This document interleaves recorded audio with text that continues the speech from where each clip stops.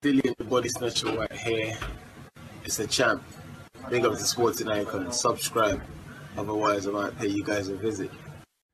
Okay, so a lot of you have asked me to cover the latest heavyweight world rankings for the WBC with the impression of when we look at the WBC rankings, and we will go through each and every one of them in a second, so make sure you are subscribed and continue watching, that they are more credible than any of the other sanctioning bodies.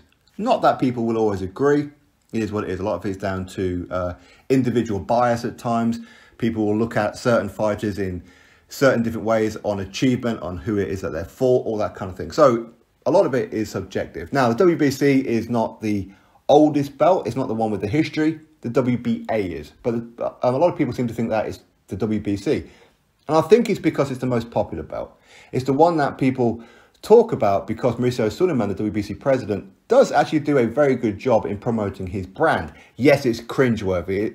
He does the kind of things that I would feel embarrassed to do. I mean, he presented the Pope with the WBC belt. He was trying to promote Deante Wilder, of course, when he was champion, as an ambassador of peace. This guy who wants a body on his record, right? The ambassador of peace.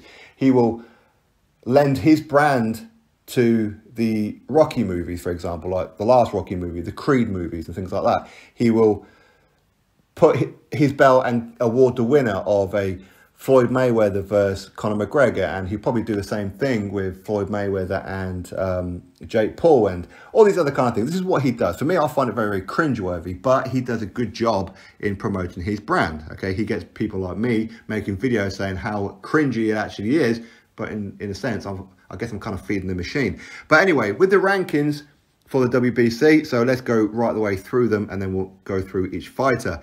Obviously, the champion is Tyson Fury. The interim champion is Oleksandr Povetkin. Now, before we get down the rest of the list, the interim champion is very, very important, because if something was to happen with Tyson Fury, whether it be that he vacated the belt, whether it be that he got stripped of the belt, Oleksandr Povetkin will become the full champion. Currently, interim status means you don't have to go through a final eliminator. You don't have to fight somebody for a vacant belt. No, currently, Povetkin will become the full champion. This is why it's very, very important that Dillian Whyte gets revenge, so he's then back in that position.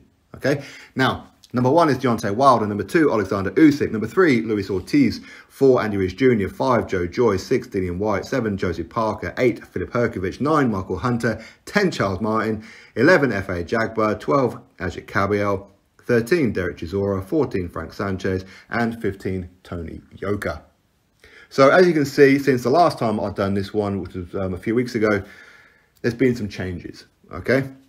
Now, we don't need to talk about Tyson Fury. We don't need to talk about Povetkin, because I said he's got this rematch with Dillian Whyte. Hopefully they nail that one down and the fight actually takes place. And for me, my own personal bias, of course, because I know Dillian Whyte, obviously I want Dillian Whyte to get that interim status back. Now, number 1, Deontay Wilder, I don't have too much of a problem with him being number 1. He is former champion. Yes, okay, he never fought and defeated anybody of any note, because he spent most of his time fighting people that we haven't really heard of. I mean, who really heard of Artur Spilk or Johan Dubois, for example, prior to him fighting them?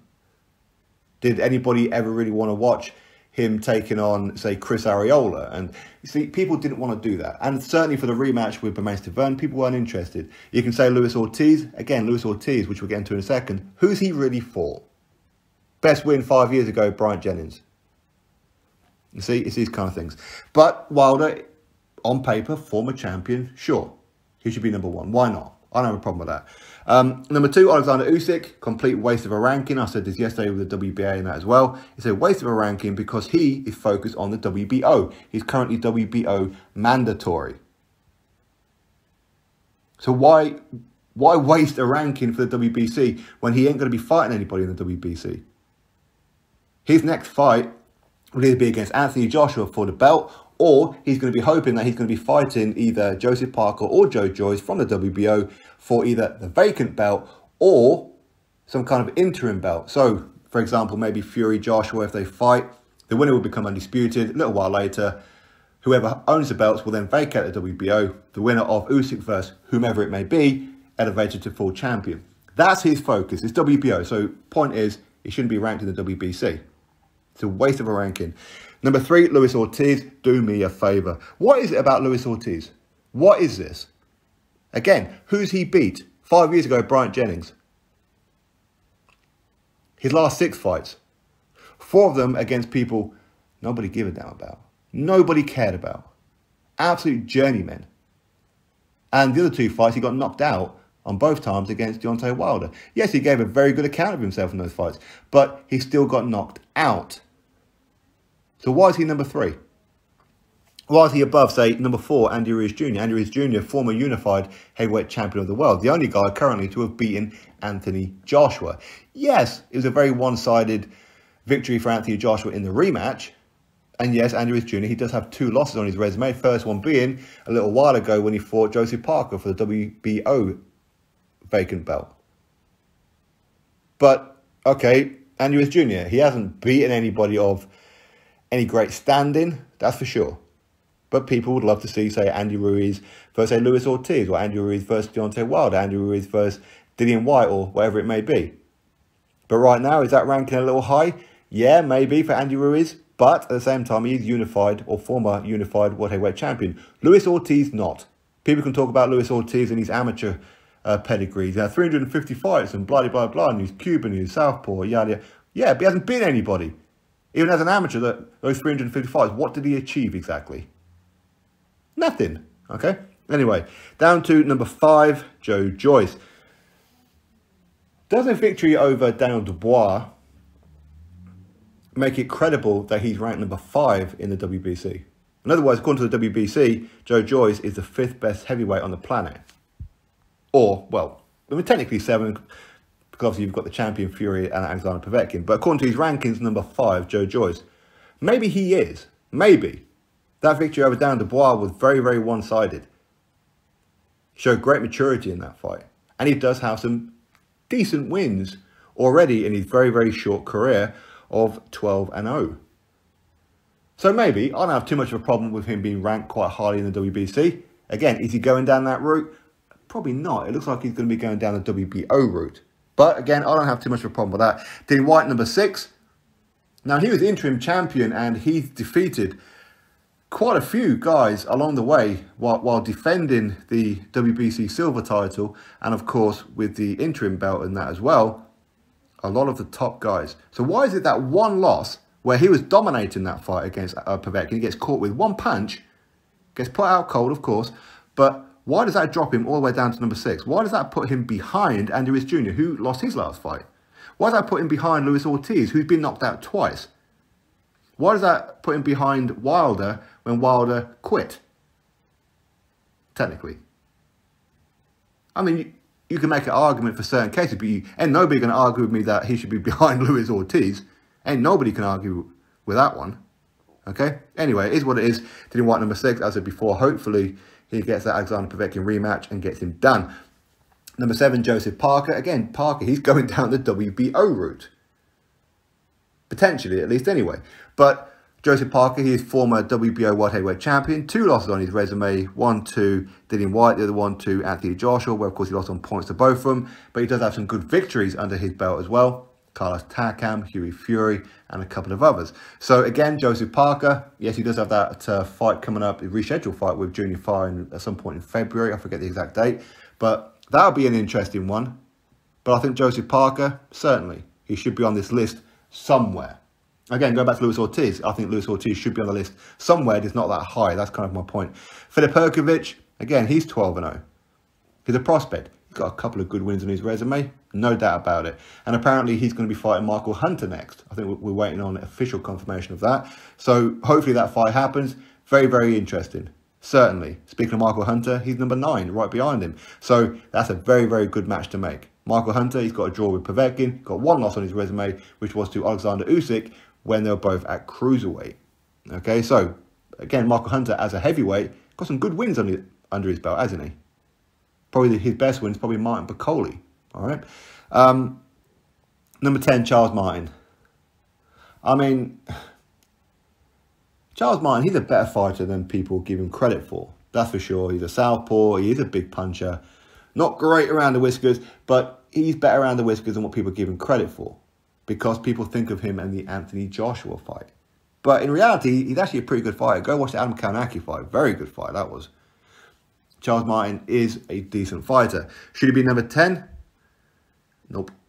Not in my opinion. No, he shouldn't be. Not at all. But again, he's going to be going down the IBF route. Currently, he will be the number 1 in the IBF, which is, of course, he is former IBF World Heavyweight Champion. But either way, he is in the top 10. Number 11, F.A. Jagba. He's 14-0. Again, who's he beaten? He didn't really beat anybody. Again, what? Maybe a Igor Kaladze. Joe Joyce has him on the record as well. But F.A. Jagba did get dropped by him. But, of course, he did come back and beat him and everything. So I think F.A. Jagba, on paper, looks really good. When you watch him fight, he's a big powerhouse. He's got a huge punch and that on him. I think he's actually part of Top Rank now as well. Is he still managed by Shady Finkel? I don't know. But F.A. Jagba, I'd like to see him in there and risk it. Look at these rankings. There are quite a few fighters here who he could risk it with. If, for example, Filip Perkovic and Michael Hunter are definitely fighting, big props to them. Why can't we see F.A. Jagba versus Joe Joyce? 2 Nigerians, right? Yes, Joe Joyce, he's British, of course. But his family, his ancestry and everything is from Nigeria. That's 2 Nigerians getting it on. That's a good fight. And it should be quite a simple fight to make as well. Being that Joe Joyce is a Frank Warren fighter. F.A. Jagba is a Bob Arum fighter. Bob Arum, Frank Warren, they get on like a house on fire. This fight should be pretty simple to make. Should it not? Or at least in my opinion. Ajit Kabiel, again, he's a Bob Arum fighter as well. Former European heavyweight champion. Best win will be Derek Chisora. The other wins, you can take him or leave him. But Ajit Kabiel, he looks pretty good, but not the kind of guy with the most heart in the world. He could have defended his belt against Joe Joyce. Thought it's better to vacate it rather than fight Joe Joyce. Okay, Ajit Kabiel, there was rumours that he's going to be taking on Tyson Fury back on December the 5th. Obviously, that fight didn't happen. They pulled the plug on Tyson Fury fighting, which we're led to believe was a financial decision. So did Ajit Kabiel agree to the fight? We don't know, because we never quite got that far, so I don't know. Number 14, Frank Sanchez. Again, we can put him in. Oh, sorry, I missed out Derek Chisora. So we go back to Derek Chisora, number 13. 32-10. Now, here's the problem with Derek Chisora. I like Derek Chisora. I think Derek Chisora is absolutely brilliant. And he can beat anybody on his day. He can. But he doesn't. Every time he's stepped up, he's come short. Each and every time. And that's the truth of it. So while we could say, I'd like to see Derek Chisora in with a Herkovic or get that fight back on with Joseph Parker or Andy Ruiz Jr., that'd be interesting. Luis Ortiz, that'd be interesting, etc., etc. So far, he's always come up short. But there seems to be something there that makes us go, ooh, maybe he could do it. Maybe it's some of the hype that David Hayes been giving him lately. I don't know. But either way, is he a top 15? I mean, arguably, maybe, sure. Why not? He's a consistent opponent, isn't he? So either way. Frank Sanchez, number 14. 17-0 Cuban. Hasn't beat anybody that will make you go, ooh, that was good. None whatsoever. Is he still a PBC fighter? I don't know. He's either had or he's about to have a fight on DAZN. So again, I don't quite know what's going on there. Is he still trained by Eddie Reynoso, the Sal Canal Alvarez trainer, Ryan Garcia, and now, of course, with Andy Ruiz Jr.? I don't know. I believe that he still is. But I want to see Frank Sanchez, again, risk it. Why not risk it with a F.A. Jagba? That'd be an interesting one, wouldn't it? That'd be very interesting. I'd watch that. With a Tony Yoka in number 15, of course, we're going to get onto in a second. Why not? Why not? Why can't we see some of these guys fight each other? Why not? Because in today's boxing, so many fights have this of, they have some kind of rivalry of, yeah, this guy, this guy, this guy. And, well, maybe we'll fight them down the line, build it up and make more money. Well, more often than not, it doesn't happen because somebody gets battered and iced between then and then and end up getting exposed and just don't recover from it. So, in my opinion, I think Frank Sanchez should be fighting a Tony Yoka. So, we talk about Tony Yoka now. He's number 9. Sorry, he's 9-0, but ranked number 15. French guy.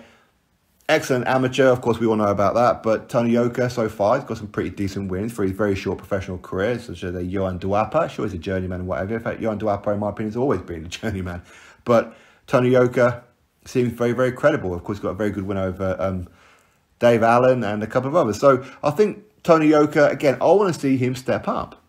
I want to see Tony Yoka fight a Frank Sanchez, a Ajit Cabello, a FAA Jagba. I'd watch him fight Charles Martin, to be honest with you. Let's see Filip Hrgović versus Tony Yoka. Let's get a rematch with Joyce and Tony Yoka. Let's see these ones. Hopefully we do. Anyway, that's the rankings for the WBC. While we're never going to agree with certain positions of certain fighters, and most people will totally agree Luis Ortiz should not even be anywhere even close to number 3 position, but we're not going to disagree that he shouldn't be in a top 15 position. And a couple of others. We could certainly move them all around, but it doesn't matter. I can come out with a top 15. There's going to be many of you who won't agree. You could do a top 15, and I won't agree with certain positions, okay? We can probably go, yeah, it's not bad, but there's always going to be positions that we would swap around. So it's never going to be perfect. But I think when you look at all the sanctioning bodies, the WBC, as far as their top 15 is concerned, it's not bad. Not bad at all. My opinion, Robert Helenius should be in there because he defeated Adam Kaunaki. He should be in there. Adam Kaunaki arguably should be in there. And a couple of other ones. Why is Dan Dubois totally out of the WBC rankings? Why is that? Kubrat Pulev was in there. Why is he not in there anymore? Because he took 1 loss. Well, okay, well, Luis Ortiz lost twice in recent times by knockout. So why? There's so many ifs, whys, and what it is that they're doing. I'm glad to see that they're not PBC heavy this time. For the longest time, the WBC have been very, very PBC heavy. Seems to be that's now shifting over to the WBA. Currently, the WBC do seem to be showing a little bit of unbiased. There will be some bias in there somewhere, that's for sure. But anyway, that's what's going on. Not bad. Not bad at all, really, I think. Overall, drop your thoughts below, click thumbs up, and of course, subscribe. Catch you all in the next video.